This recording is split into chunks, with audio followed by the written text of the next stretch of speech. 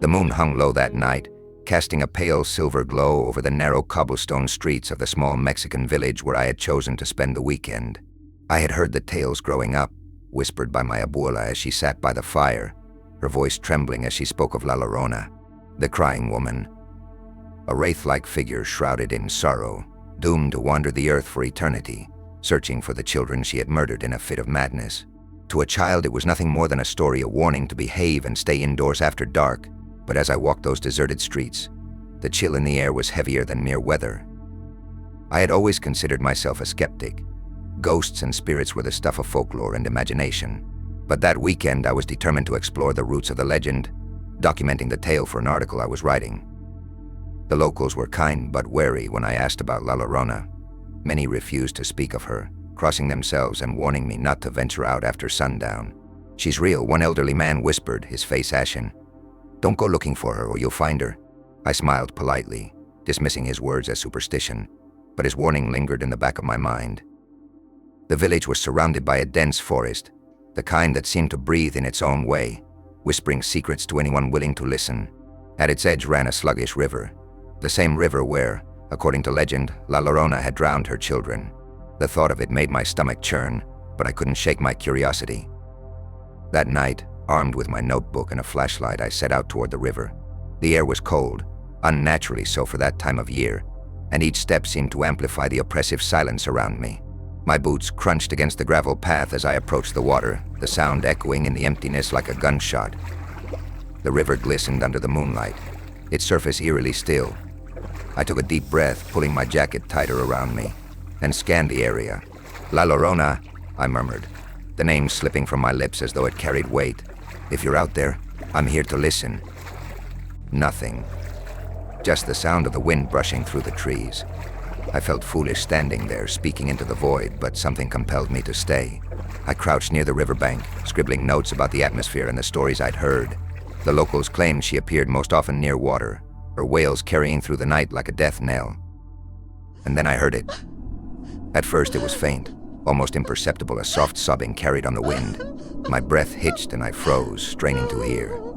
The sound grew louder, more distinct, and my heart pounded in my chest as I turned toward its source.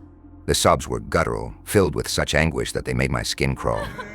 I'd never heard anything like it. "Hello?" I called out, my voice trembling. "Is someone there?" The crying stopped abruptly, replaced by a deafening silence. The hairs on the back of my neck stood on end as I scanned the area with my flashlight. The beam cut through the darkness, illuminating nothing but trees and shadows. And then, just at the edge of the light, I saw her. She stood motionless on the opposite bank of the river, her figure cloaked in white. Her long, black hair cascaded over her shoulders, obscuring her face, but I could feel her gaze piercing through me.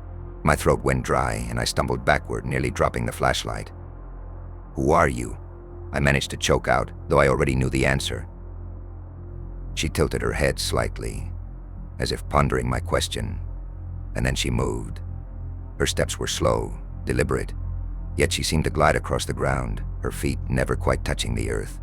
My flashlight flickered, the light growing dimmer with each step she took toward me.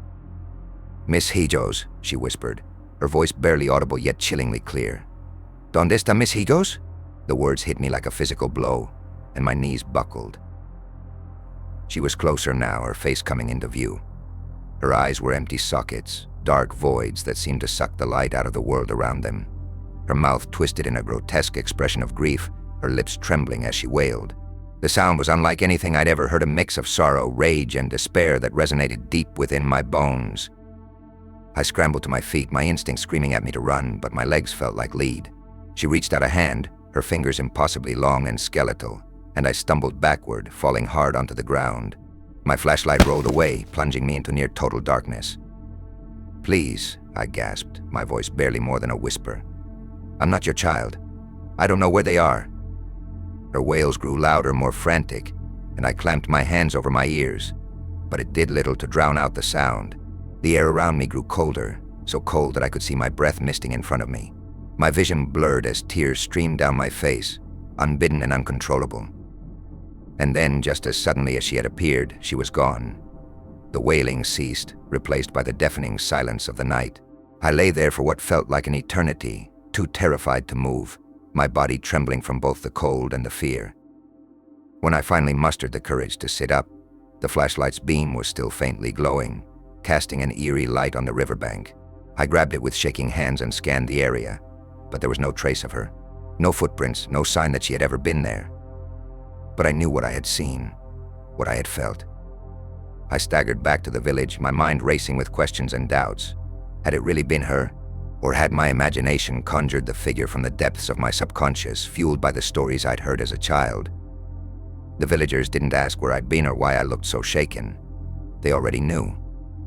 "She showed herself to you," the elderly man from before said when I told him what I'd seen. His voice was grave, his expression unreadable. "You're lucky to be alive.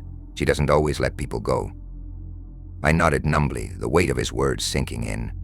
For the rest of my stay, I avoided the river, staying indoors after dark and doing my best to put the experience behind me.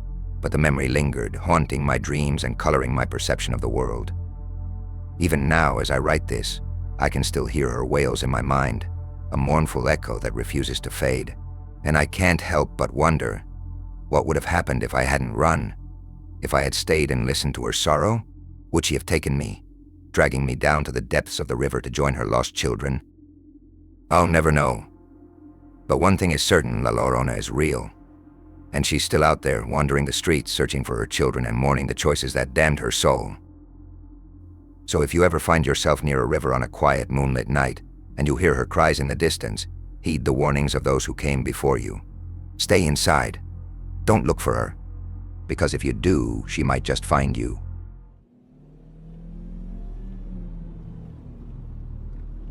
The night was unnervingly still as I drove through the winding roads of San Luis Potosi, the headlights of my old truck cutting through the dense fog that seemed to cling to the countryside. I had been on the road for hours, a last-minute delivery from my uncle's shop pulling me away from the comfort of my small apartment in the city. The job paid well, and I needed the money, but as the clock ticked closer to midnight, I began to regret taking the assignment. The silence was heavy, broken only by the occasional hum of the engine and the distant howls of coyotes. I adjusted the radio, hoping for a distraction, but all I could find was static. Resigned, I focused on the road ahead, the isolation beginning to wear on me. That's when I saw him. A man stood at the side of the road, his silhouette illuminated by the pale moonlight. He was dressed impeccably, his black charro suit adorned with intricate silver embroidery that shimmered as though catching an invisible light. A wide-brimmed hat cast a shadow over his face, but I could feel his gaze fixed on me as I slowed the truck to a stop. "Need a ride?" I called out, my voice breaking the stillness. It wasn't like me to pick up strangers, especially in the middle of nowhere, but something about him was magnetic, compelling. He nodded silently, climbing into the passenger seat with an unnerving grace. "Thank you," he said, his voice deep and smooth, yet carrying an undercurrent that sent a shiver down my spine. It's a rare kindness to find someone willing to stop. I shrugged, trying to mask my unease. "Where are you headed?" "The next town will do," he replied, his tone measured. "But tell me, why are you out so late? A young man like you should be home, resting." His words felt probing, as though he knew more about me than he let on. "Work," I said simply, keeping my eyes on the road. "And you? What brings you out here?" He chuckled softly, a sound that felt both warm and chilling. "Oh, I've been traveling for a long time. Searching." "For what?" I asked, glancing at him briefly. His face remained obscured by the shadow of his hat, but his Mari's smile was unmistakable, sharp, predatory. "For someone worthy," he said, his words hanging in the air like a storm cloud. The rest of the drive was silent, the weight of his presence growing heavier with each passing mile. I couldn't shake the feeling that I had made a mistake, but by the time we reached the outskirts of the next town, I was too relieved to care. "Here is fine," he said, gesturing toward an old cantina at the edge of the plaza. As he stepped out, he turned back to me, pulling a small leather pouch from his coat. "For your trouble." I hesitated before taking it. "That's not necessary," I said, but he insisted, pressing it into my hand. "Consider it a token of gratitude," he said, his smile widening. "But take care, young man. Wealth can be both a blessing and a curse." Before I could respond, he was gone, disappearing into the shadows of the cantina. I sat there for a moment, the pouch heavy in my hand. Curiosity got the better of me, and I opened it to find it filled with gold coins. Real gold. My heart raced as I turned one over in my hand, the weight and shine unmistakable. The next few days passed in a blur. I paid off debts, bought new tools for the shop, and even sent money to my family. Life was suddenly easier, the weight of financial strain lifted, but with the gold came strange occurrences. My reflection in the mirror seemed to linger after I moved away, and shadows danced in the corners of my vision. At night I heard hoofbeats outside my window, but when I looked, the street was empty. It wasn't until I returned to San Luis Potosi that I learned the truth. An old woman at the market overheard me talking about my newfound fortune and pulled me aside. Her face was pale, her hands trembling as she clutched a rosary. "You've met him, haven't you?" she whispered, her eyes wide with fear. "El Charro Negro." The name sent a chill down my spine. "I don't know what you're talking about," I said, but she shook her head. "He chooses those with greed in their hearts," she said. "He offers them wealth, but it comes at a price. The more you take, the closer he comes, until one day he takes you." I laughed nervously, brushing off her words, but her warning stayed with me. That night, as I lay in bed, I felt the air grow colder. The sound of hoofbeats returned, louder this time, accompanied by the low rumble of a distant storm. I bolted upright, my heart pounding as the silhouette of a horse and rider appeared outside my window. It was him. He sat astride a massive black stallion, its eyes glowing red in the darkness. El Charro Negro tipped his hat to me, his smile cruel and knowing. "You've enjoyed my gift," he said, his voice cutting through the glass as though it wasn't there. "Now it's time to repay the debt." Panic set in as I stumbled back, my mind racing. I had to get away, had to escape, but no matter where I turned, he was there in the mirror, in the shadows, in the corner of my mind. The gold that had felt like salvation now weighed on me like a curse. I tried to rid myself of it, throwing the coins into the river, burying them in the earth, but it was no use. They always returned, gleaming mockingly on my bedside table each morning. The hoofbeats grew louder with each passing night, the storm closer, his presence inescapable. And now, as I write this, I can hear him outside my door, his voice low and commanding. It's time. To anyone who finds this, heed my warning. If you ever encounter a man in black on a lonely road, do not stop. Do not take his gifts, no matter how desperate you may be. For El Charro Negro is always watching, always searching. And once he chooses you, there is no escape.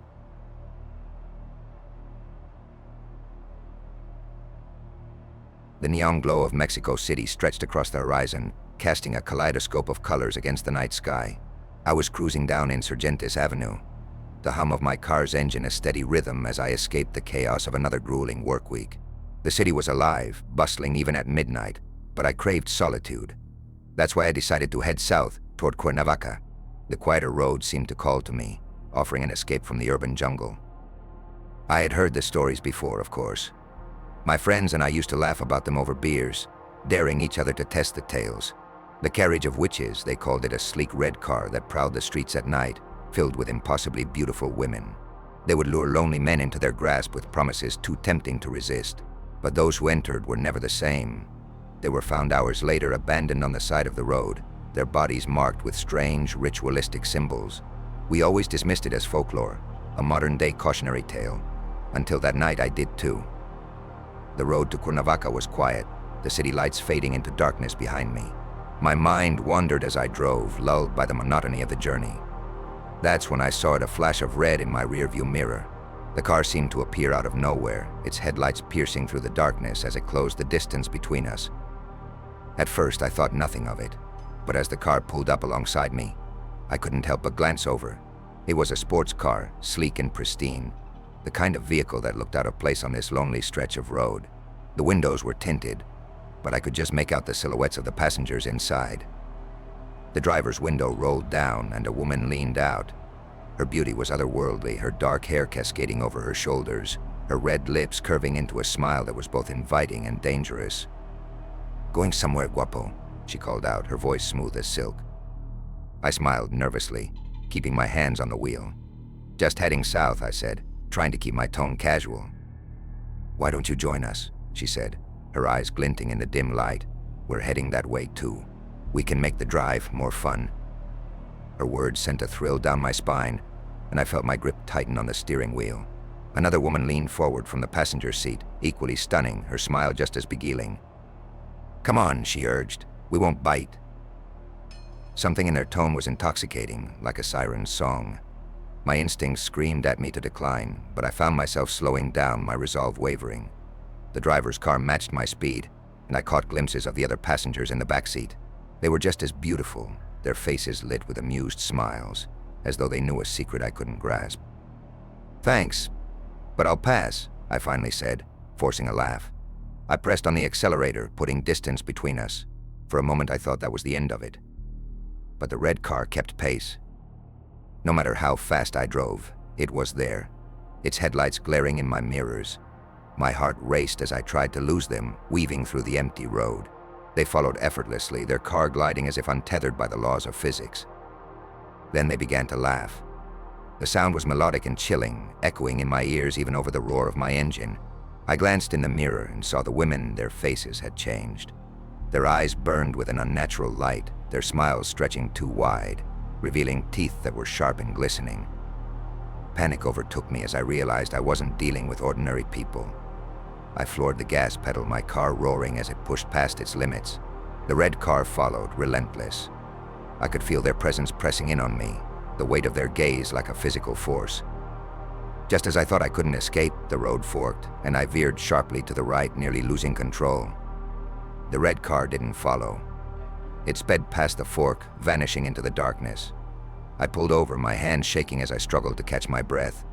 My body was drenched in sweat, and my heart felt like it might burst from my chest. I thought I was safe, but then I saw the marks. My hands trembled as I rolled up the sleeve of my jacket, revealing symbols etched into my forearm. They glowed faintly, their shapes unfamiliar yet disturbingly intricate. I tried to wipe them away, but they wouldn't budge. My mind raced as I recalled the stories, the warnings I had laughed off. Those who encountered the Carriage of Witches didn't just die, they were marked, claimed. I spent the rest of the night driving aimlessly, too afraid to stop. When dawn broke, I found myself on the outskirts of Cuernavaca. I parked in front of a small church, seeking solace within its walls. The priest listened patiently as I recounted my encounter, his expression grave. "You were lucky to escape with your life," he said, his voice heavy with concern. "The marks are a warning. They'll return for you if you stray too far from the light." I've heeded his advice ever since, avoiding lonely roads and driving only during the day. But the marks remain, a constant reminder of that night. Sometimes I hear the laughter in my dreams, see the flash of red in the corner of my vision. I know they're still out there, waiting, watching. So if you're ever cruising the streets of Mexico City or Cuernavaca, and a red car pulls up beside you with promises too sweet to resist, remember this: stay indoors. Drive in groups. Never go alone. Because once you've caught their eye, there's no escaping the Carriage of Witches.